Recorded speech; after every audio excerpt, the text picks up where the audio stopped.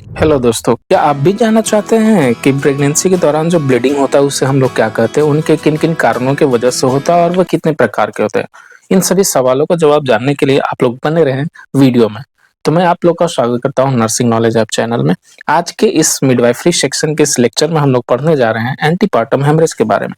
तो antepartum haemorrhage start करते हैं। डिफिनिशन तो डिफिनिशन क्या कहता है? Any bleeding which occur in the genital tract और from the genital tract at or beyond 28 weeks of pregnancy and up till delivery। तो एंटीपार्टम हेमरेज जो होता है हमारा वो क्या होता है? Bleeding from the genital tract. कहाँ से ब्लीडिंग होना चाहिए? जेनिटल ट्रैक्ट से होना चाहिए, दैट इज वजाइना से हमारा क्या होना चाहिए? ब्लीडिंग होनी चाहिए। और इसका कंडीशन क्या है हमारा कि बियॉन्ड 28 वीक्स, अगर 28 वीक्स से पहले हो जाएगा तो इसको हम लोग क्या बोलते हैं? इसको हम लोग क्या बोलेंगे? अबॉर्शन बोलेंगे, है ना।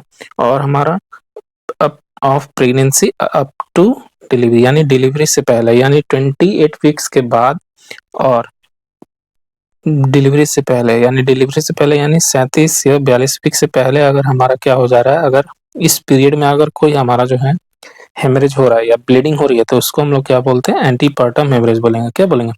एंटीपार्टम हेमरेज बोलते हैं। अब हम लोग देख लेते हैं नेक्स्ट सेक्शन में। अब हमारा क्या आएगा? कॉजेस के बारे में देख लेते हैं। तो कॉजेज हमारा क्या क्या आएगा? तो कॉजेज को हम लोगों ने 3 भागों में बाँटा है। पहला क्या है हमारा? प्लेसेंटल कॉज है, सेकंड क्या है? फीटल कॉज है और थर्ड हमारा लोकल कॉज है। तो सबसे पहले हम लोग प्लेसेंटल कॉज के बारे में देख लेते हैं। तो फर्स्ट है हमारा प्लेसेंटा प्रीविया, ये हम लोग देखेंगे, आदि यही टॉपिक्स में हम लोग क्या करेंगे? डिस्कस करेंगे। सेकंड क्या है? अब्रप्टियो प्लेसेंटा और सर्कमवेलेट प्लेसेंटा। ये सर्कमवेलेट जो प्लेसेंटा है ये हम लोगों ने डिस्कस किया है एब्नॉर्मलिटी ऑफ प्लेसेंटा लेक्चर में। अगर आप लोग को ये देखना है तो आप लोग प्लेलिस्ट में जाकर देख सकते हैं। अब हम लोग देख लेते हैं फीटल कॉज के बारे में। तो फीटल कॉज हमारा क्या है? वैसा प्रीविया। वैसा प्रीविया का मतलब क्या होता है कि ब्लीडिंग फ्रॉम द फीटस। अगर फीटस से ब्लीडिंग हो रही है तो उसको हम लोग क्या बोलते हैं? वैसा प्रीविया बोलते हैं। तो ब्लीडिंग ऑफ फीटस, फीटस अगर हमारा ब्लीडिंग करेगा, जनरली क्या होता है कि वेलामेंटस जो हमारा कॉर्ड होता है उसमें क्या हो जाता है? हमारा जो अम्बिलिकल वेन और अम्बिलिकल कॉर्ड जो है रप्चर हो जाता है। ये सारी चीजें हम लोग डिस्कस कर चुके हैं प्लेसेंटल एबनॉर्मलिटीज या प्लेसेंटल एनोमलीज में, आप लोग जाकर देख सकते हैं प्लेलिस्ट में। और थर्ड हमारा कॉज है लोकल कॉज। लोकल कॉज में क्या क्या आएगा? तो सर्विक्स पॉलिप्स आते हैं और हमारा सर्विक्स ट्रॉमा आता है। एक नोट पॉइंट अब हम लोग देख लेते हैं कि battledore placenta does not lead to APH, यानी बेटल डोर जो प्लेसेंटा होता है वो हमारा क्या होता है? एंटीपार्टम हेमरेज को लीड नहीं करता, यानी एंटीपार्टम हेमरेज नहीं करता। बेटल डोर को हम लोग मार्जिनल प्लेसेंटा भी बोलते हैं। इसमें क्या होता है कि मार्जिन्स में हमारा क्या होता है? अम्बिलिकल कॉर्ड अटैच होता है। ये एंटीपार्टम हेमरेज को लीड नहीं करता, यानी एंटीपार्टम हेमरेज नहीं करता। बेटल डोर को हम लोग मार्जिनल प्लेसेंटा भी बोलते हैं। इसमें क्या होता है कि मार्जिन्स में हमारा क्या होता है? अम्बिलिकल कॉर्ड अटैच होता है। ये सारी चीजें हम लोग डिस्कस कर चुके हैं प्लेसेंटा लेक्चर में। नेक्स्ट अब हम लोग देख लेते हैं मोस्ट कॉमन कॉज ऑफ हमारा एपीएच। तो मोस्ट कॉमन कॉज जो होगा हमारा एपीएच का क्या होगा? अब्रप्टियो प्लेसेंटा। इसको हम लोग क्या बोलते हैं? अब्रप्टियो प्लेसेंटा जो हमारा मोस्ट कॉमन कॉज है। अगला क्या हमारा? Other names of abruptio placenta. Abruptio placenta को हम लोग किन किन नामों से जानते हैं तो देख लेते हैं। फर्स्ट क्या है हमारा? एक्सीडेंटल हेमरेज है और यूटेराइन एपोप्लेक्सी है। तो एक्सीडेंटल हेमरेज और यूटेराइन एपोप्लेक्सी को हम लोग क्या बोलते हैं? एंटीपार्टम हेमरेज जान सकते हैं। नेक्स्ट अब हम लोग चलते हैं रिमेंबर ब्लीडिंग इन प्रेगनेंसी। तो अब हम लोग देख लेते हैं क्या कि ब्लीडिंग किन किन मंथ्स में होते हैं। तो जनरली जो है ब्लीडिंग को हम लोगों ने 2 कैटेगरीज में डिवाइड किया। फर्स्ट हमारा क्या है? फर्स्ट ट्राइमेस्टर में ब्लीडिंग होगा और सेकंड कॉलम में हमने डिवाइड किया इसको थर्ड ट्राइमेस्टर में। तो जो फर्स्ट ट्राइमेस्टर में जो है हमारा ब्लीडिंग होती है उनको हम लोग क्या बोलते हैं? अर्ली प्रेगनेंसी ब्लीडिंग बोलेंगे। क्या बोलेंगे? अर्ली प्रेगनेंसी ब्लीडिंग या फर्स्ट ट्राइमेस्टर ब्लीडिंग बोलते हैं। इसमें जनरली हम लोग को क्या क्या देखने को मिलता है? तो अबॉर्शन के कारण हो सकता है, एक्टोपिक प्रेगनेंसी के कारण होता है और मोलर प्रेगनेंसी के कारण। तो इन तीनों के अगर कारण फर्स्ट ट्राइमेस्टर में ब्लीडिंग होती है तो क्या कहलाता है? ये जनरली अबॉर्शन की ओर लीड करते हैं। ये क्या कराते हैं? अबॉर्शन की ओर लीड करेंगे, है ना, अबॉर्शन कराते हैं। और थर्ड ट्राइमेस्टर में ब्लीडिंग होती है तो इसके कौन कौन से कारण हो सकते हैं? तो 2 ही कारण होते हैं। ये होता है हमारा एब्रप्टियो प्लेसेंटा और प्लेसेंटा प्रीविया। वासा प्रीविया से कंफ्यूज नहीं होना है, क्योंकि वासा प्रीविया क्या होता है? Bleeding from the fetus. अगर बच्चे से जो है हमारा क्या हो रहा है, अगर ब्लीडिंग हो रही है तो उसको हम लोग क्या बोलते हैं? वासा प्रीविया बोलेंगे। तो थर्ड ट्राइमेस्टर में जनरली जो हमारा ब्लीडिंग हो रही है इसी को हम लोग क्या बोलते हैं, एपीएच। एपीएच में दो ही चीज हम लोग को पढ़ना है आज के इस लेक्चर में। तो फर्स्ट हमारा अब्रप्टिव प्लेसेंटा और प्लेसेंटा प्रीविया। आगे चलते हैं, प्लेसेंटा प्रीविया और अब्रप्टिव प्लेसेंटा के बीच में डिफरेंस क्या होता है ये अब हम लोग देख लेते हैं। दोनों का डिफिनेशंस और क्या क्या कैसे हम लोग डिफरेंस करेंगे ये हम लोग देख लेते हैं। तो एक तरफ है हमारा प्लेसेंटा प्रीविया और दूसरी तरफ है हमारा अब्रप्टिव प्लेसेंटा। ये मोर कॉमन होते हैं, मोस्ट कॉमन खोज, ये मैं बता चुका। डिफिनेशंस क्या होता है देख लेते हैं। अगर प्लेसेंटा जो है हमारा लोकेट हो जाएगा लोअर यूट्राइन सेगमेंट में। नॉर्मली क्या होता है कि यहाँ ऊपर में से नॉर्मल पोजीशन क्या रहता है, अपर यूट्राइन सेगमेंट में प्रेजेंट रहता है, लेकिन अगर लोअर यूट्राइन सेगमेंट में आ जाएगा तो इसी को हम लोग क्या बोलते हैं, प्लेसेंटा प्रीविया बोलते हैं। क्या बोलते हैं, प्लेसेंटा प्रीविया बोलते हैं। और अब्रप्टिव प्लेसेंटा क्या है, premature separation of placenta before delivery is abruptio placenta. तो अगर सेपरेशन देखिए यहाँ पे क्या है, लोकेशन से बात कर रही है ना, तो प्लेसेंटा प्रीविया में क्या होता है, लोकेशन चेंज होता है, लेकिन पहले कहाँ था, यहाँ, लेकिन यहाँ से यहाँ हो गया, लोअर यूट्राइन सेगमेंट में आ गया। लेकिन अब्रप्टिव प्लेसेंटा में क्या होता है कि हमारा सेपरेशन हो जाता है ना, सेपरेट हो जाएगा, यानी इन दोनों के बीच में, यानी यूट्रस और जो हमारा प्लेसेंटा है, इन दोनों के बीच का जो कनेक्शन है वो क्या हो जाएगा, टूट जाएगा। यानी जब कनेक्शन टूट जाएगा, सेपरेशन हो जाएगा, तो इसी को हम लोग क्या बोलते हैं, अब्रप्टिव प्लेसेंटा बोलेंगे। क्या बोलेंगे, अब्रप्टिव प्लेसेंटा बोलेंगे। अब दोनों में देख लेते हैं लोकेशन ऑफ प्लेसेंटा। तो प्लेसेंटा का क्या लोकेशन रहता है, तो नॉर्मल लोकेशन जो रहता है, नॉर्मल में क्या रहेगा हमारा, अपर यूट्राइन सेगमेंट में प्रेजेंट रहता है। और हमारा क्या है इसमें कि abruptio placenta is normally located in upper uterine segment. दोनों में क्या रहता है, अपर यूट्राइन सेगमेंट में प्रेजेंट रहता है, लेकिन क्या होगा हमारा अपर यूट्राइन सेगमेंट से नीचे आ जाता है। इसमें देख लेते हैं, for localisation of placenta USG is done in third trimester. इसमें हम लोग क्या करते हैं, अगर हम लोग को लोकेशन जानना है प्लेसेंटा का, तो इसको हम लोग क्या करते हैं, हम लोग यूएसजी कराते हैं, यानी अल्ट्रासाउंड कराएंगे। इंसिडेंस देख लेते हैं, तो ये हर एक 300 महिलाएं में एक में हम लोग को प्लेसेंटा प्रीविया का केस देखने को मिलता है। और हमारा क्या है, 1 in 200 प्रेगनेंसी, तो ये 200 में एक केस हम लोग को देखने को मिलता है अब्रप्टिव प्लेसेंटा का, और 300 केस में एक जो है हम लोग को देखने को मिलेगा प्लेसेंटा प्रीविया का। कॉमन रिस्क क्या क्या आ जाता है, रिस्क फैक्टर, तो मैटरनल, इंक्रीज मैटरनल एज और इंक्रीज्ड मैटरनल पैरिटी। यानी मैटरनल पैरिटी कहने का मतलब है कि क्या, जो है ज्यादा, APH is more common in multiparous female. तो यानी जो बच्चे 1 2 3 4 बच्चे पैदा कर चुके हैं उन ज्यादा में देखने को मिलता है एपीएच, यानी एंटीपार्टम हेमरेज का चांसेस क्या होता है, खतरा बढ़ जाता है। और स्मोकिंग इज एक कंसर्न है ना, तो स्मोकिंग भी क्या है, कंसर्न है या एक रिस्क फैक्टर है। आगे अब हम लोग देख लेते हैं, तो डिटेल इटियोलॉजी के बारे में देख लेते हैं, तो कारण क्या क्या है और कॉजेस क्या क्या है। सबसे पहले हम लोग देखेंगे प्लेसेंटा प्रीविया के बारे में। तो प्लेसेंटा प्रीविया में क्या क्या कॉजेज होते हैं, तो previous history of placenta previa, यानी अगर उसको हिस्ट्री है, यानी पहले से अगर उसको प्लेसेंटा प्रीविया हो चुका है, तो ये ज्यादा कॉमन, मैक्सिमम चांसेस रहते हैं कि हम लोग को प्लेसेंटा प्रीविया फिर से देखने को मिल सकता है। अगर सी सेक्शन है, सीजेरियन सेक्शन है, तो उस केस में भी हम लोग को प्लेसेंटा प्रीविया देखने को मिल सकता है। प्लेसेंटा का साइज अगर बड़ा होगा तो बड़ा किस में हो सकता है, ट्विन प्रेगनेंसी में होगा, डायबिटीज में होगा, सक्सिनेटेड लॉब में। तो सक्सिनेटेड लॉब आप लोग को दिखा दे रहा हूँ यहाँ पे फिगर में, एक क्या है, एक बड़ा है, एक लोब प्लेसेंटा का क्या है, बड़ा, और दूसरा क्या है, छोटा, और दोनों क्या है, अटैच रहते हैं। ये सारे टाइप्स है प्लेसेंटा के, ये मैं बता चुका हूँ। प्लेसेंटा जो हमारा इंट्रोडक्शन टू प्लेसेंटा नाम से एक वीडियो होगा, आप लोग प्लेलिस्ट में जाकर देख सकते हैं।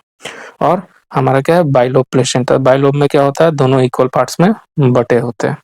और इंडोमेट्रियम डिफेक्टिंग में अब हम लोग देख लेते हैं, तो क्या होगा, स्मोक कर सकती है अगर सी सेक्शन है, और क्यूरेटेज है, और इंडोमेट्राइटिस है। तो इन सभी केसेस में हम लोग को क्या देखने को मिलेगा, कॉजेज देखने को मिलेगा प्लेसेंटा प्रीविया का। तो प्लेसेंटा प्रीविया का हम लोग कॉजेज या इटियोलॉजी जो है हम लोग देख चुके हैं। अब आगे बढ़ते हैं अब्रप्टिव प्लेसेंटा। तो अब्रप्टिव प्लेसेंटा का जो हमारा कॉजेज है ये हम लोग देख लेते हैं। तो मोस्ट इंपॉर्टेंट क्या हो जाएगा, प्रीवियस हिस्ट्री ऑफ अब्रप्टिव। अगर इसमें भी हिस्ट्री है अब्रप्टिव का तो देखने को मिल सकता है। ट्रॉमा हो सकता है, एब्डोमिनल ट्रॉमा, ये सबसे मोस्ट कॉमन होता है और सबसे डेंजरस होता है। नेक्स्ट हमारा क्या है, प्रेगनेंसी इंड्यूस्ड हाइपरटेंशन। तो पीआईएच में हम लोग को देखने को मिलेगा एब्रेप्टिव प्लेसेंटा, और स्मोकिंग यानी कोकेन अब्यूज, तो इन सभी चीज़ों में भी जो हम लोग को देखने को मिलेगा एब्रेप्टिव प्लेसेंटा। फॉलिक एसिड डिफिशियंसी और थ्रोम्बोफिलिया, ये हो जाएगा ना हीमेटोलॉजिकल कॉजेज यानी ब्लड रिलेटेड कॉज। तो इन सभी चीज़ों में हम लोग को एब्रेप्टिव प्लेसेंटा देखने को मिल सकता है। और एक हमारा प्री रप्चर ऑफ मेम्ब्रेन है ना, pre mature rupture of membrane, PROM। तो pre mature rupture of membrane में भी हम लोग को देखने को मिल सकता है। और ट्विन प्रेगनेंसी और पॉलीहाइड्रोमनस और फाइब्रॉइड्स, तो फाइब्रॉइड्स में भी हम लोग को देखने को मिल सकता है abruptio placenta leads to uterine decompression. और not a risk for abruptio में आ जाएगा हमारा अल्कोहल। तो अल्कोहल जो है ये रिस्क फैक्टर नहीं है हमारा एब्रेप्टिव प्लेसेंटा के लिए। अब हम लोग देख लेते हैं प्लेसेंटा प्रीविया का क्लासिफिकेशन, ये सबसे इम्पोर्टेंट है और ये पूछे जाते हैं एग्जाम्स में कि क्लासिफिकेशन बताइए भाई प्लेसेंटा प्रीविया का। ये इम्पोर्टेंट रहता है हमारा एग्जामिनेशन पॉइंट ऑफ व्यू से, एग्जामिनेशन या कॉम्पिटिटिव पॉइंट्स ऑफ व्यू से ये क्या रहते हैं, इंपॉर्टेंट रहते हैं। तो देख लेते हैं हमारा क्या है प्लेसेंटा प्रीविया। फर्स्ट हम लोग देखते हैं टाइप 1 में। तो टाइप 1 में हमारा क्या आता है, लेटरल आता है। क्या आता है, लेटरल आता है। तो lateral type of placenta praevia क्या होता है देख लेते हैं। तो placenta is in lower uterine segment but it does not reach up to the margins of internal os. तो ये क्या होता है, मार्जिन्स तक नहीं पहुंचता है। लोअर यूट्राइन सेगमेंट्स में होता है लेकिन मार्जिन्स तक नहीं पहुंचेगा। तो देख सकते हैं आप लोग फिगर में कि इंटरनल ऑस का जो मार्जिन है उसको क्या करा, कवर अच्छे तरीके से नहीं कर रहा है। तो ये कवर जब नहीं करेगा तो इसको हम लोग क्या बोलते हैं, लैटरल बोलते हैं। तो इसमें क्या रहता है, एंटीरियर और पोस्टीरियर। कहने का मतलब क्या है कि अगर प्लेसेंटा मान लीजिए इस तरह से होना तो चाहिए अपर सेगमेंट में नॉर्मल में, लेकिन हमारा क्या है इधर है। तो इधर अगर कहीं पे है, मार्जिन्स में नहीं पहुंचा है, इंटरनल लॉस तक नहीं पहुंचा है, यानी इंटरनल लॉस जो है हमारा कहाँ पे है, यहाँ पे है। तो इंटरनल लॉस तक नहीं पहुंचा है और इधर ही है, तो इसी को हम लोग क्या बोलते हैं, ये हो जाएगा हमारा type 1 that is lateral placenta praevia to marginal placenta. तो टाइप 1 जो था हमारा क्या था, लेटरल प्लेसेंटा प्रीविया, और सेकंड क्या है हमारा टाइप 2 मार्जिनल प्लेसेंटा प्रीविया। इसमें क्या होता है देख लेते हैं, नाम से क्या पता चला मार्जिन्स, तो मार्जिन्स तक हमारा क्या हो जाएगा, प्लेसेंटा पहुंच जाएगा। तो placenta reaches up till margins of internal ऑस, यानी मार्जिन्स तक अगर हमारा जो है पहुंच जा रहा है तो इसको हम लोग क्या बोलते हैं, मार्जिनल प्लेसेंटा प्रीविया बोलते हैं। ये भी दो प्रकार के एंटीरियर और पोस्टीरियर होता है। तो ये हमारा क्या है इंटरनल लॉस। तो इंटरनल लॉस तक हमारा क्या हो जा रहा है, मार्जिन्स तक पहुंच जा रहा है। तो इसी को हम लोग क्या बोलते हैं, मार्जिनल प्लेसेंटा प्रीविया। अब हम लोग देख लेते हैं एब्रेप्टिव प्लेसेंटा क्लासिफिकेशन के बारे में। तो एब्रेप्टिव प्लेसेंटा का जो क्लासिफिकेशन है वो होता है, वो कितने टाइप्स के होते हैं। तो इसको हम लोग ग्रेड 3 में बांटते हैं ना। मेनली क्या होता है, 4 ग्रेड्स होते हैं, ग्रेड 0, ग्रेड 1, ग्रेड 2 और ग्रेड 3 होते हैं। तो इसमें हम लोग देख लेते हैं, सबसे पहले हम लोग देखेंगे ग्रेड 0। तो ग्रेड 0 क्या होता है ये हम लोग देख लेते हैं। तो ग्रेड 0 में अब हम लोग देखेंगे क्या होता है। तो patient has no complaints. Grade 0 में क्या होता है, नो कंप्लेंट्स देखने को मिलता है। It is a retrospective diagnosis by looking at placenta. ये क्या होता है, हम लोग प्लेसेंटा को देख के ही बता सकते हैं कि एब्रेप्टिव प्लेसेंटा है। और सेकंड क्या है हमारा, इसमें कोई ग्रेड 0 में क्या होता है, प्लेसेंट को कोई कंप्लेंट्स नहीं होता, यानी नो ब्लीडिंग्स वगैरह सारी चीजें हम लोग को देखने को मिलती है। सेकंड क्या है हमारा, ग्रेड 1। तो ग्रेड 1 में क्या देखने को मिलेगा, पेन इन एब्डोमेन और प्लस ब्लीडिंग, यानी पेन प्लस में क्या हम लोग को देखने को मिलेगा, ब्लीडिंग देखने को मिलेगा। तो अगर ये दोनों चीजें हम लोग को देखने को मिलती है तो ये क्या हमारा ग्रेड 1, हमारा ग्रेड 1 एब्रेप्टिव प्लेसेंटा होता है।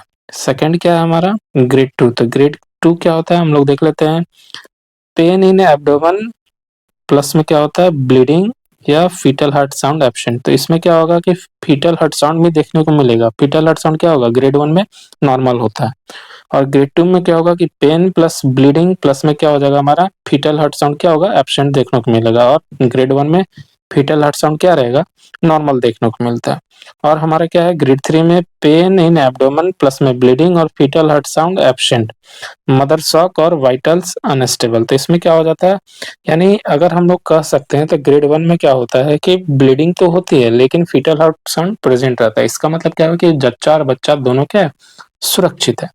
और ग्रेड 2 में क्या होता है कि पेन जो होता है वो ब्लीडिंग के साथ होता है और इसमें फीटल हार्ट साउंड एब्सेंट होता है। तो कहने का मतलब है कि या तो फीटल क्या है, डेथ हो चुका है, इंट्रा यूटेराइन डेथ हो चुका है, यानी फीटस जिंदा नहीं है, या और एक हो सकता है क्या कि फीटल हार्ट साउंड सुनाई नहीं दे रहा है। और थर्ड में क्या होता है कि फीटल हार्ट साउंड एब्सेंट के साथ क्या होता है, यानी इसमें क्या हो सकता है कि बच्चा जो है डिस्ट्रेस में हो सकता है, यानी बच्चे को ज़्यादा खतरा होता है।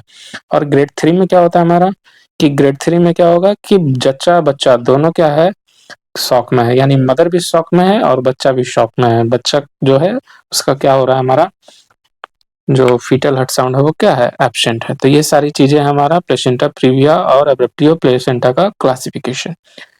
तो अब हम लोग देखते हैं सीवियर प्लेसेंटा प्रीविया टाइप्स, है ना। तो सीवियर प्लेसेंटा प्रीविया टाइप्स अब हम लोग देख लेते हैं और उसके वेराइटीज कौन कौन से होते हैं ये हम लोग देख लेते हैं। तो सीवियर क्या होता है, सीवियर प्लेसेंटा प्रीविया क्या हो जाएगा, ये होता है हमारा टाइप 2 में। तो टाइप 1, टाइप 2 और टाइप 3 हम लोग देखें। तो टाइप 1 लैटरल था, टाइप 2 मार्जिनल था और थर्ड हमारा टाइप हो जाएगा इनकम्प्लीट और सेंट्रल। तो इसमें क्या होता है, पूरा बीच में आ जाता है। तो प्लेसेंटा प्रीविया जो क्या हो जाएगा, वो कवर कर लेगा किसको, इंटरनल ऑस को कंप्लीटली, सॉरी इनकम्प्लीटली। तो ये क्या होता है, इनकम्प्लीट सेंट्रल होता है। तो इसको हम लोग देख लेते हैं, प्लेसेंटा जो होगा वो कवर करेगा इंटरनल ऑस को इनकम्प्लीटली, इनकम्प्लीट प्लेसेंटा प्रीविया इसको हम लोग क्या कहते हैं। तो इसमें क्या हुआ कि पूरा कवर नहीं करेगा, आधा कवर करेगा। तो अगर आधा कवर करेगा इस तरह से आप लोग देख सकते हैं, तो ये क्या हमारा इंटरनल ऑस है। तो इंटरनल ऑस जो होता है उसको अगर आधा कवर कर रहा है तो उसको हम लोग क्या बोलते हैं, इनकम्प्लीट बोलेंगे। और पूरा जब कवर कर लेगा तो वो क्या हो जाएगा, और सेंट्रल या कंप्लीट। फिगर में आप लोग अच्छे से देख सकते हैं, इसलिए मैं क्या किया हूँ, फिगर को अच्छे तरीके से लगा दिया हूँ ताकि आप लोग को समझने में आसानी हो। तो ये क्या होता है हमारा टाइप 4 या सेंट्रल या कंप्लीट प्लेसेंटा प्रीविया। इसमें क्या होता है, placenta covers internal ऑस completely, complete placenta praevia और सेंट्रल प्लेसेंटा प्रीविया के नाम से भी हम लोग इसको क्या करते हैं, जानते हैं। तो ये सारी चीजें थी। तो प्लेसेंटा प्रीविया के हम लोग कितने टाइप्स पढ़े, तीन चार टाइप्स पढ़े। तो फर्स्ट हमारा क्या है, टाइप 1, टाइप 2, टाइप 3 और टाइप 4। टाइप 1 जो है इसको हम लोग क्या बोले, लेटरल बोले। लेटरल में क्या होता है कि अपने जगह से घसक कर नीचे आ जाता है। सेकंड क्या है, मार्जिनल, यानी मार्जिन्स को क्या कर, इंटरनल ऑस का जो मार्जिन्स होता है उसको क्या करता है, कवर करता है, यानी वहां तक पहुंचता है। और थर्ड क्या है हमारा, इनकम्प्लीट, यानी इनकम्प्लीट तरीके से इंटरनल लॉस को क्या करेगा, कवर करेगा। और फोर्थ हमारा क्या है, कंप्लीट, यानी पूरा ही जब इंटरनल लॉस को कवर कर लेगा तो इसको हम लोग क्या बोलते हैं, कंप्लीट। तो ये थे हमारे चार टाइप्स के प्लेसेंटा प्रीविया। और चार टाइप्स के हमारा अब्रप्टिव प्लेसेंटा भी था, ग्रेड 0, ग्रेड 1, ग्रेड 2, ग्रेड 3 और ग्रेड 4। अगर इसमें बात की जाए तो सबसे खतरनाक जो होता है वो हमारा कौन सा होता है, एब्रप्टिव प्लेसेंटा में तो ग्रेड 3 होता है। इसमें क्या होता है कि जच्चा और बच्चा दोनों को क्या होता है, खतरा होता है। मदर क्या रहती है, शॉक में रहती है और बच्चा का जो फीटल हार्ट साउंड है वो भी एब्सेंट रहता है। फीटल हार्ट साउंड एब्सेंट कहने का मतलब क्या है कि या तो बच्चा मर चुका है या फीटल डिस्ट्रेस में। अब हम लोग वेराइटीज देख लेते हैं। तो तीन टाइप्स के वेराइटीज देखने को मिलते हैं। फर्स्ट हमारा क्या है, रिवील्ड वेराइटी। तो इसमें क्या होगा कि ब्लीडिंग देखने को मिलेगा। रिवील्ड का मतलब क्या होगा कि ब्लीडिंग जो होगा देखने को मिलता है। रिवील्ड ब्लीडिंग या रिवील्ड जो वेराइटी है हमारा, इसमें क्या होता है देख लेते हैं। तो placenta separates in such a manner that bleeding is visible. अगर हम लोग को ब्लीडिंग दिखाई दे रहा है प्लेसेंटा प्रीविया के केस में, तो ये हमारा क्या होता है, हमारा रिवील्ड वेराइटी का होता है और इसको हम लोग क्या बोलते हैं, रिवील्ड प्लेसेंटा प्रीविया। और कंसील्ड का मतलब क्या होता है, ब्लीडिंग तो होता है लेकिन वो बाहर नहीं आ रहा। तो अगर वो बाहर नहीं आ रहा तो उसको हम लोग क्या बोलेंगे, कंसील्ड बोलते हैं। तो कंसील्ड देख लेते हैं। Placenta separates in such a manner in which bleeding is not visible. तो अंदर ही ब्लीडिंग रह गया, तो ये ज्यादा खतरनाक होता है। कंसील्ड वाला ज्यादा खतरनाक होता है, रिवील्ड वाला तो पता चल गया। और तीसरा क्या हमारा, मिक्स्ड, यानी कॉम्बिनेशन ऑफ बोथ, रिवील्ड भी होगा और कंसील्ड भी रहते हैं। तो ये सारी चीजें हैं। और इसमें एक क्वेश्चन पूछता है कॉम्पिटिटिव एग्जाम्स में कि मोस्ट जो है हमारा वो सबसे खतरनाक कौन सा है। तो ये हम लोग देख लेते हैं। तो इंपॉर्टेंट पॉइंट्स टू नोट, इसमें हम लोग देखेंगे डेंजरस कौन सा है। तो सबसे जो dangerous variety of placenta praevia क्या है, तो ये क्या है, टाइप 2 पोस्टीरियर। ये इन 5 स्टार इसमें मैं देना चाहूंगा, 5 स्टार का क्वेश्चन है और ये पूछा जाता है कि टाइप 2 पोस्टीरियर। सबसे पहले तो पूछ कहीं कहीं पूछ देखेगा कि टाइप 1 और टाइप 2, तो टाइप 2 अब उसमें भी पूछ देगा कि एंटीरियर की पोस्टीरियर, ये पूछा जाता है। तो टाइप 2 पोस्टीरियर जो होता है वो हमारा क्या होता है, सबसे डेंजरस होता है। इसको तो आप लोगों को खास ख्याल रखना है इसका। ये जो मैं मार्क कर रहा हूँ 5 स्टार क्वेश्चन है ये। और स्टालवर्थी साइन क्या होता है हम लोग देख लेते हैं। तो स्टालवर्थी साइन क्या है, पोस्टीरियर वेराइटीज ऑफ प्लेसेंटा, इसमें टाइप 1 और टाइप 2 दोनों में क्या होता है देखने को मिलता है। तो स्टालवर्थी साइन हम लोग आगे डिस्कस करेंगे कि क्या होता है। अभी के लिए बस इतना समझिए कि सबसे डेंजरस जो होता है वो टाइप 2 पोस्टीरियर होता है। और डिग्री ऑफ प्लेसेंटा प्रीविया में हम लोग देख रहे थे तो माइनर डिग्री और मेजर डिग्री इसमें 2 तरीके के आते हैं। तो माइनर डिग्रीज में क्या आएगा, टाइप 1 में क्या आता है हमारा एंटीरियर और पोस्टीरियर। टाइप 1 में क्या आ जाएगा हमारा एंटीरियर और पोस्टीरियर, और टाइप 2 में क्या आ जाएगा एंटीरियर आ जाता है। तो इसमें क्या होता है कि वजाइनल डिलीवरी नहीं हो सकता है टाइप 1 और टाइप 2 दोनों में, यानी एंटीरियर है या पोस्टीरियर दोनों में क्या होगा हमारा वजाइनल डिलीवरी नहीं होगा। एंटीरियर और पोस्टीरियर कहने का मतलब आगे और पीछे से, ठीक है। अब मेजर्ड जो हमारा डिग्री ऑफ प्लेसेंटा प्रीविया क्या होता है वो टाइप 2 पोस्टीरियर होता है, ये सबसे डेंजरस होता है। तो टाइप 2 जो होगा वो सबसे क्या होगा डेंजरस होता है, ये मैं पहले ही बता चुका। और इसमें टाइप 3 और टाइप 4, तो इसमें क्या होता है सिजेरियन सेक्शन ही हम लोग को करना पड़ता है, इसमें वजाइनल डिलीवरी नहीं हो सकती। और मेजर जो माइनर जो होता है, मेजर में क्या हो जाएगा सिजेरियन सेक्शन के लिए हम लोग जाएंगे, और माइनर में वजाइनल डिलीवरी के लिए हम लोग क्या कर सकते हैं अप्लाई कर सकते हैं।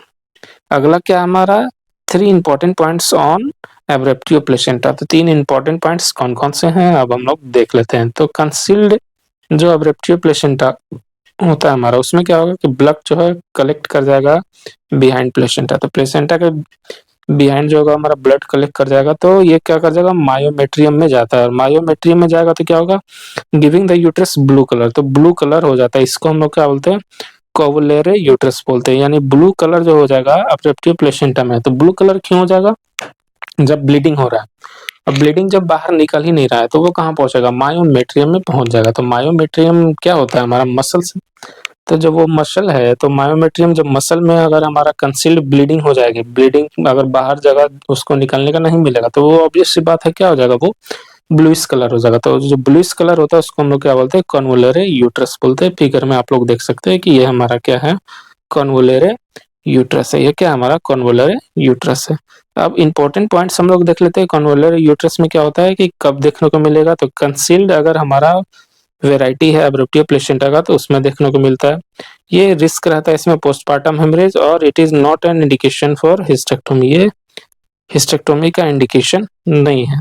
तो अब कुछ जो हमारा डिफरेंस होता है, कभी कभी डिफरेंस पूछ देता है प्लेसेंटा प्रीविया और एब्रेप्टिव प्लेसेंटा के बारे में, तो हम लोग देख लेते हैं कुछ डिफरेंस। तो इसमें क्या होगा कंप्लेंट्स क्या होंगे, complaints of patient bleeding in third trimester. तो प्लेसेंटा प्रीविया कब होता है थर्ड ट्राइमेस्टर में ब्लीडिंग होती है। इसमें ब्लीडिंग कैसा होगा ब्राइट रेड कलर होगा, पेन नहीं होगा इसमें, ये पेनलेस ब्लीडिंग होती है। ये सबसे अच्छी बात है प्लेसेंटा प्रीविया, अच्छी बात नहीं है ये इंपॉर्टेंट पॉइंट्स है। तो कभी कभी क्या होता है कि केस सिनेरियो बेस्ड क्वेश्चन आ जाता है कि एक फीमेल है जो थर्ड ट्राइमेस्टर में आई है, उसको पेन से ब्लीडिंग हो रहा है या फिर पेनलेस ब्लीडिंग हो रहा है। तो यहीं पे कैरेक्टर से हम लोग को पहचानना पड़ता है कि ये एब्रेप्टिव प्लेसेंटा का केस है या प्लेसेंटा प्रीविया का केस है। तो ये सारी चीजें हम लोग को ध्यान देना। तो हमेशा याद रखना है कि प्लेसेंटा प्रीविया में क्या होता है पेनलेस ब्लीडिंग होती है। कैसा होता है उसमें दर्द नहीं होता, तो उसमें कैसा होता है पेनलेस ब्लीडिंग होगा। तो ये ध्यान देने वाली बात है, आप लोग को समझना है इसमें। और क्या हमारा रिकरेंट ब्लीडिंग होती है, यानी ब्लीडिंग जो होगा वो क्या होगा लगातार होगा। और no reason for bleeding causes bleeding, तो कॉजलेस ब्लीडिंग होती है इसमें, यानी इसमें कारण वगैरह हम लोग को पता नहीं चलता है कि एग्जैक्ट कारण क्या है। अब कॉजलेस ब्लीडिंग अगर पेन हो ही नहीं रहा तो पता कैसे चलेगा कि दर्द के कारण हो रहा है या फिर दर्द हो रहा है तभी पेन हो रहा है। अचानक से ब्लीडिंग क्या हो जाएगा स्टार्ट हो जाएगा, रिकरेंट ब्लीडिंग होता है। इसमें क्या होता है initially bleeding is less in amount, तो वार्निंग क्या है हेमरेज है followed by later on excessive bleeding. तो यानी सबसे पहले क्या होगा लेस ब्लीडिंग हो गई और उसके बाद ब्लीडिंग क्या होगा ब्लीडिंग का मात्रा क्या हो जाएगा बढ़ने लगता है। अब हम लोग देखते हैं एब्रेप्टिव प्लेसेंटा के केस में। तो एब्रेप्टिव प्लेसेंटा में क्या होता है देख लेते हैं। तो जब in abruptio placenta when placenta separates, तो जब when abruptio placenta when placenta separates release thromboplastin, क्या रिलीज करेगा थ्रोम्बोप्लास्टिन रिलीज करेगा।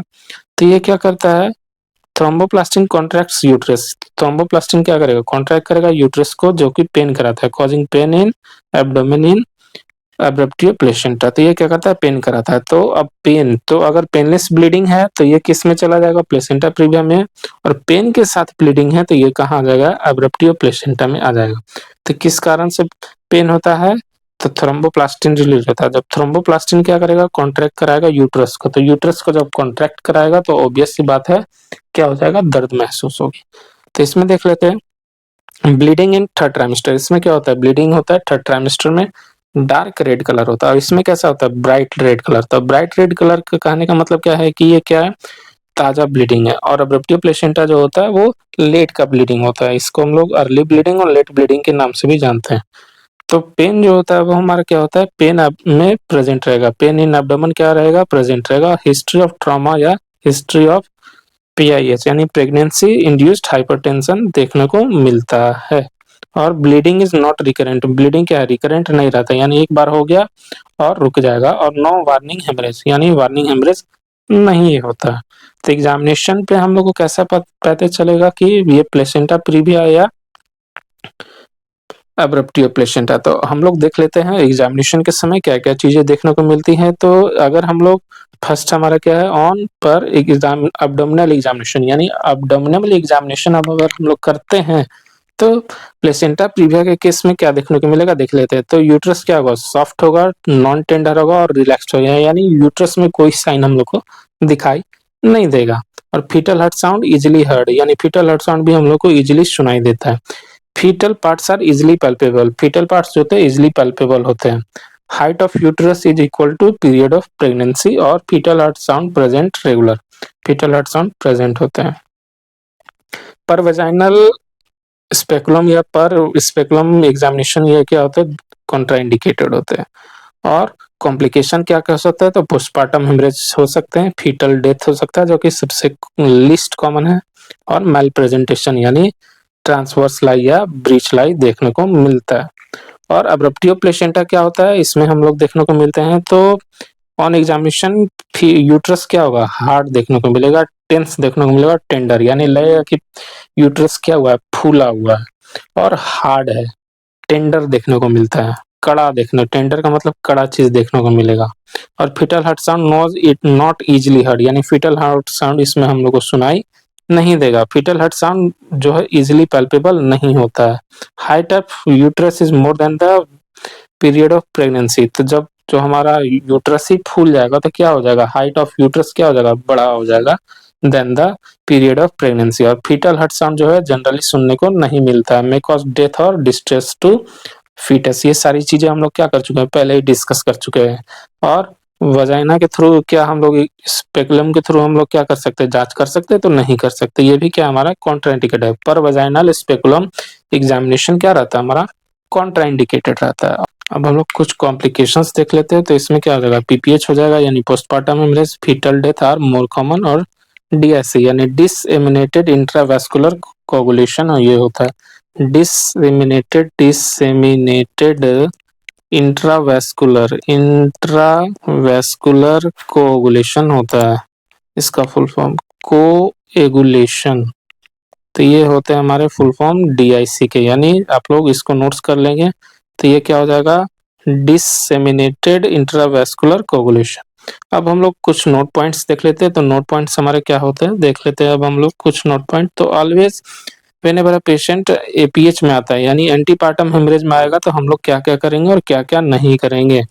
तो सबसे पहला क्या है कि नेवर डू वजाइनल एग्जामिनेशन, यानी वजाइनल एग्जामिनेशन जो होता है हम लोग कभी नहीं करते हैं। तो वजाइनल एग्जामिनेशन जो है हम लोग को कभी नहीं करना है एपीएच में, अगर वो कैसा भी केस हो, यानी प्लेसेंटा प्रीविया या एब्रप्टिव प्लेसेंटा। सबसे पहले हम लोग को क्या करना है कि always take case as placenta praevia unless proved otherwise, यानी हम लोग को क्या सोचना है, अगर कभी भी पेशेंट आता है तो हम लोग को प्लेसेंटा प्रीविया के बारे में सबसे पहले सोचना है।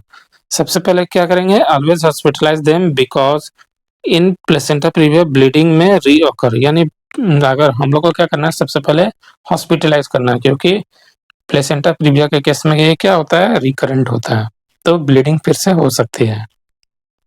नेक्स्ट हमारा क्या है, डायग्नोसिस। डायग्नोसिस कैसे करेंगे, तो इन्वेस्टिगेशन ऑफ चॉइस। इसमें क्या करते हैं हम लोग, सबसे पहले यूएसजी कराते हैं। तो यूएसजी कैसे करेंगे, ट्रांस एब्डोमिनल कराते हैं, तो यानी एब्डोमेन के कराएंगे। और इन्वेस्टिगेशन ऑफ चॉइस जो होगा हमारा क्या होगा, टीवीएस यानी ट्रांस वेजाइनल सोनोग्राफी कराते हैं, ये हमारा क्लिनिकल डायग्नोसिस है। तो क्लिनिकल डायग्नोसिस में हम लोग अल्ट्रासाउंड कराएंगे। अब हम लोग कुछ इमरजेंसी रूम सिनेरियो देख लेते हैं। तो इमरजेंसी में हम लोग, अगर आपके पास पेशेंट आता है एपीएच यानी एंटीपार्टम हेमरेज का, तो क्या-क्या करेंगे? सबसे पहला क्या हम लोग केस 1 देख लेते हैं। Patients of APH comes to emergency, यानी एपीएच का यानी एंटीपार्टम हेमरेज का अगर कोई पेशेंट है वो आता है इमरजेंसी में, तो क्या करेंगे हम लोग देखते हैं। फर्स्ट क्या, तो हम लोग क्या करेंगे, पेशेंट चेक वाइटल्स। वाइटल्स को हम लोग क्या करेंगे, चेक करेंगे, यानी बीपी चेक करेंगे, पल्स रेट चेक करेंगे। सेकंड, फीटल हार्ट साउंड को चेक करते हैं, स्कल्टेट करेंगे कि फीटल हार्ट साउंड आ रहा है कि नहीं आ रहा, और ब्लड लॉस के बारे में पूछेंगे। अगर ऐसा सारा कुछ देखने को मिलता है, उसके बाद क्या करेंगे, आईवी लाइन लगाएंगे या ब्लड क्रॉस मैच कराएंगे और फ्लूइड लगाते हैं। केस 2 में क्या होता है कि patients of APH vital stable comes to emergency. अगर वाइटल्स हमारा स्टेबल है तो हम लोग क्या करेंगे, अल्ट्रासोनोग्राफी कराएंगे। इनिशियल अल्ट्रासोनोग्राफी कराएंगे या टीवीएस कराते हैं, है ना। तो टीवीएस में क्या होता है, ट्रांसवेजाइनल सोनोग्राफी। तो उसमें हम लोग को क्या देखने को मिलेगा, प्लेसेंटा प्रीविया देखने को मिलेगा। तो ट्रांसवेजाइनल अल्ट्रासाउंड कराते हैं, ये सारा चीज हम लोग बता चुके हैं, यानी टीवीए है ना, ट्रांसवेजाइनल सोनोग्राफी। अगला क्या हमारा केस 3 है। तो केस 3 में हम लोग क्या करेंगे, पेशेंट को एपीएच कराएंगे, अनस्टेबल वाइटल्स रहता है, तो हम लोग क्या करेंगे इमरजेंसी के केस में, तो सबसे पहले हम क्या क्या करेंगे, रिससिटेट करते हैं, आईवी वगैरह लगाएंगे। उसके बाद डिलीवरी कराएंगे, इमीडिएट और सिजेरियन सेक्शन हम लोग करते हैं। तो ये थे हमारे इमरजेंसी सिनेरियो जो हम लोग देखे। अब हम लोग देख लेते हैं मैनेजमेंट ऑफ प्लेसेंटा प्रीविया। तो प्लेसेंटा प्रीविया को हम लोग कैसे मैनेज करते हैं, ये अब हम लोग देख लेते हैं। तो जब भी हमारे पास केस आएगा कभी भी एपीएच का यानी एंटीपार्टम हेमरेज का अगर केस आएगा, तो वो हम लोग क्या करेंगे देख लेते थे। इमीडिएट केयर या बेसिक केयर तो जरूर देंगे, फर्स्ट लाइन मैनेजमेंट। तो इसमें हम लोग क्या करेंगे, वाइटल्स को चेक करते हो, एसेस करते हैं ब्लड लॉस को, यानी कितना ब्लड लॉस हुआ है, और उसमें हम लोग क्या करेंगे, थर्ड हमारा क्या हो जाएगा, assess fetal heart sound. Fetal heart sound को क्या करेंगे, एसेस करेंगे और आईवी लाइन देते हैं, स्टार्ट कर देंगे आईवी, और क्या करेंगे, एबीओ ब्लड ग्रुपिंग मैच कराएंगे और अरेंज करेंगे ब्लड के लिए और ऑक्सीजन देते हैं। अब हम लोग देखते हैं कुछ डिफिनेटिव मैनेजमेंट्स होते हैं प्लेसेंटा प्रीविया के। इसको हम लोग दो कैटेगरी में बांट रहे हैं, एक है हमारा एक्टिव मैनेजमेंट और सेकंड है हमारा एक्सपेक्टेंट मैनेजमेंट। तो एक्टिव मैनेजमेंट और एक्सपेक्टेंट मैनेजमेंट क्या होता है हम लोग देख लेते हैं। तो एक्टिव मैनेजमेंट में हम लोग क्या करेंगे कि टर्मिनेट द प्रेगनेंसी इमीडिएटली। तो एक्टिव मैनेजमेंट में हम लोग प्रेगनेंसी को ही क्या करेंगे, टर्मिनेट कर देंगे। क्यों भाई टर्मिनेट करेंगे, इसके पीछे क्या कारण होगा, तो अगर हमारा पेशेंट जो है इमरजेंसी में है और वाइटल्स क्या है, अनस्टेबल है, तो वाइटल्स अनस्टेबल है और बच्चे को ज्यादा तकलीफ है ना, तो ज्यादा तकलीफ है, और तो हम लोग क्या करेंगे, सी सेक्शन करा देंगे, और नहीं तो एक्टिव मैनेजमेंट कराते हैं। तो एक्टिव मैनेजमेंट कब हम लोग कराएंगे, जब मदर का जो लाइफ है वो हमेशा रिस्क पे रहेगा। तो उसमें हम लोग क्या करेंगे, टर्मिनेट करा देंगे, किसको, प्रेगनेंसी को क्या करेंगे, टर्मिनेट करा देते हैं। और कंटिन्यू द प्रेगनेंसी, दो ही केस आएगा, या तो हम लोग टर्मिनेट कराएंगे या तो कंटिन्यू कराएंगे। तो कंटिन्यू कराएंगे तो उसमें हम लोग क्या करते हैं, एक्सपेक्टेंट मैनेजमेंट, उसको हम लोग क्या बोलते हैं, एक्सपेक्टेड मैनेजमेंट करेंगे। इसमें पर्पस क्या होता है हमारा, to let the fetus attain lung maturity, यानी लंग्स को हम लोग क्या करेंगे, मैच्योर होने देंगे। और never putting the mother's life at risk, यानी मदर लाइफ रिस्क को बिना किए हुए हम लोग क्या करेंगे, बच्चे को मैच्योर होने तक छोड़ देंगे। अब एक्टिव मैनेजमेंट और एक्सपेक्टेड मैनेजमेंट में क्या होता है ये हम लोग देख लेते हैं।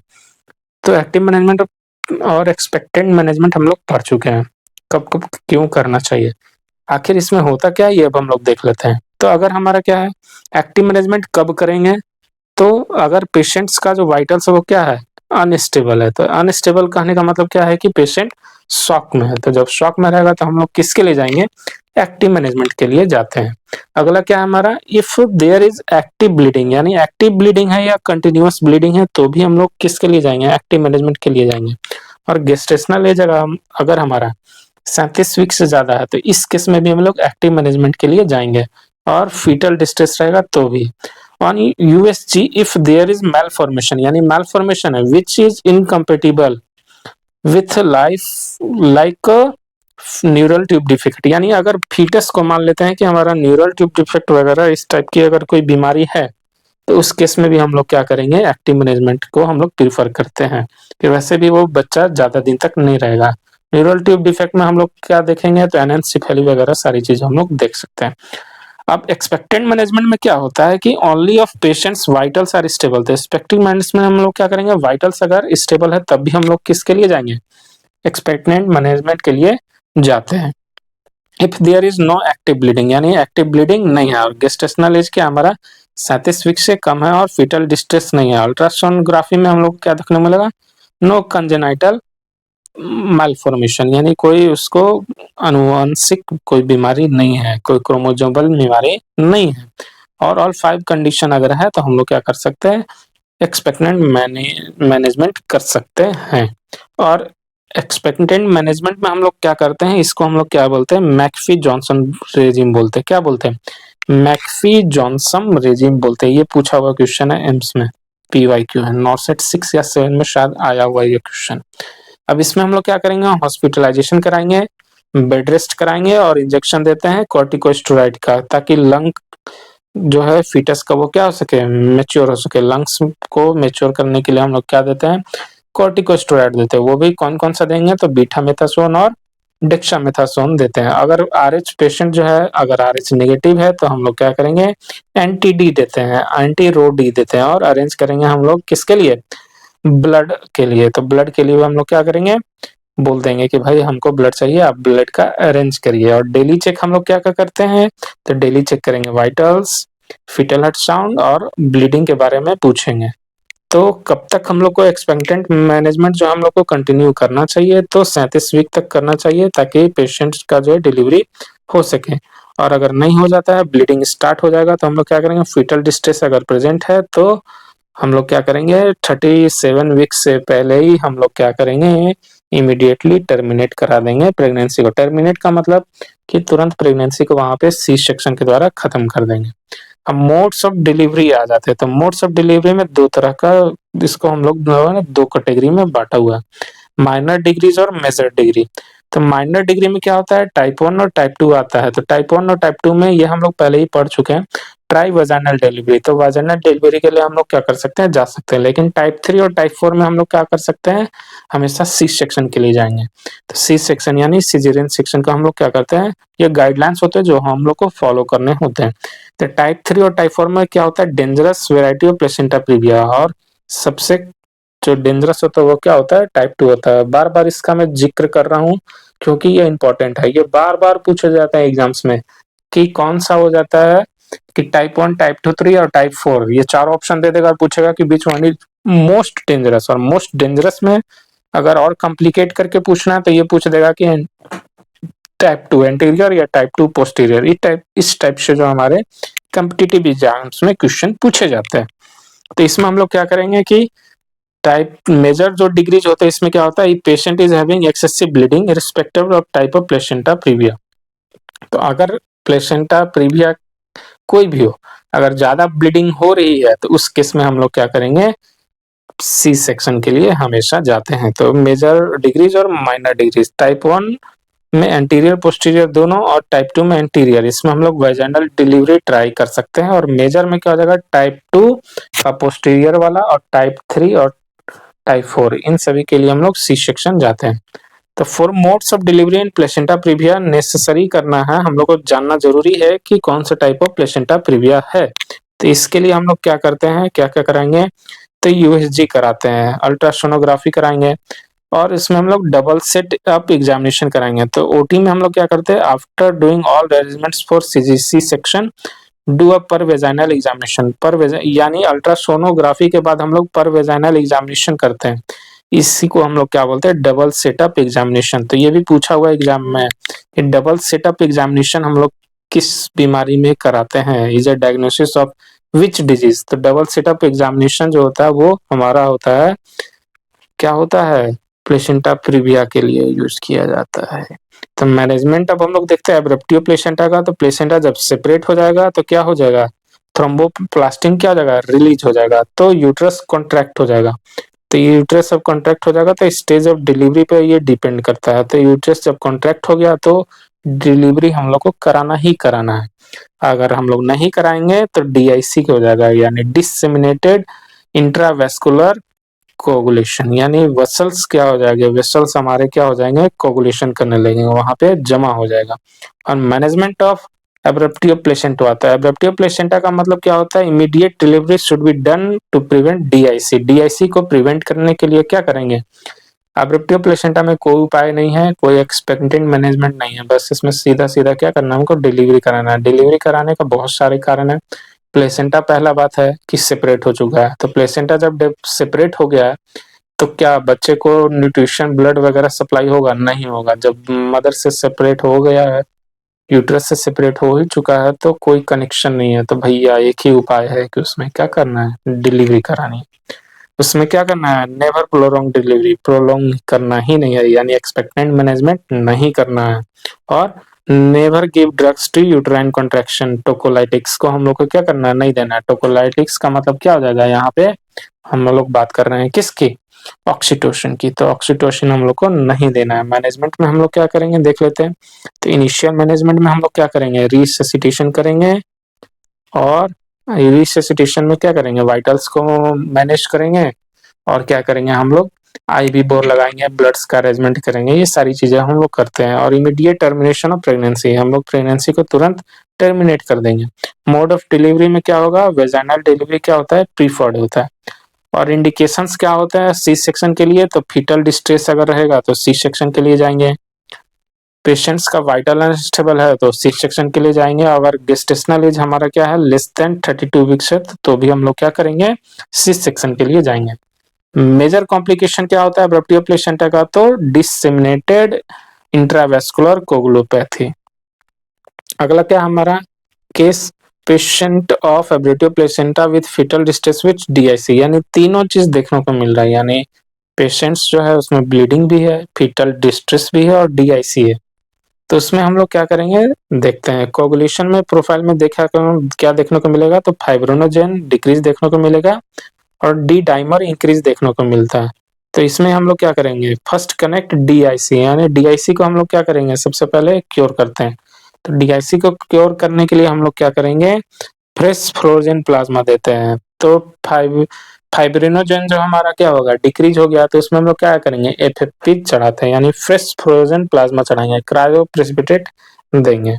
और उसके बाद क्या करेंगे, ब्लड ट्रांसफ्यूजन करा देंगे, और वेजाइनल डिलीवरी करा देंगे। यानी ब्लड ट्रांसफ्यूजन करके हम लोग क्या करेंगे, वेजाइनल डिलीवरी करा देते हैं हमेशा। और एक केस है कि क्या हमारे patients with previous section, caesarean section, and in the pregnancy she has placenta praevia. तो अगर किसी को पहले क्या है, सी सेक्शन हुआ है, और अभी जो प्रेगनेंसी है, प्रेजेंट प्रेगनेंसी है, उसमें क्या है, प्लेसेंटा प्रीविया है, तो what complication can be anticipated, तो क्या कॉम्प्लिकेशन हो सकता है। तो चांसेस है कि प्लेसेंटा एक्रेटा होगा। तो प्लेसेंटा एक्रा में क्या होता है कि हमारा मायो जो प्लेसेंटा है वो मायोमेट्री में जाकर क्या हो जाता है, ज्यादा धस जाता है ना। तो इस केस में हम लोग क्या करेंगे, always delivery by C section, तो सी सेक्शन के द्वारा कहेंगे, और हिस्टेक्टोमी कराएंगे। क्या करेंगे, हिस्टेक्टोमी हमेशा कराते हैं। आज के लेक्चर में हम लोगों ने पढ़ा अब एंटीपार्टम हेमरेज के बारे में। इसमें हम लोगों ने पढ़ा प्लेसेंटा प्रीविया और एब्रप्टिव प्लेसेंटा के बारे में। तो आप लोग को ये लेक्चर कैसा लगा, आप लोग जरूर बताएं कमेंट्स में। अगर और इस चैनल पे मिडवाइफरी के पूरे प्लेलिस्ट जो हैं अपडेट किए जाएंगे। तो अपडेट्स के लिए आप लोग चैनल को सब्सक्राइब करें, लाइक करें, शेयर करें, और सब्सक्राइब करें, और अपने दोस्तों के साथ जरूर साझा करें।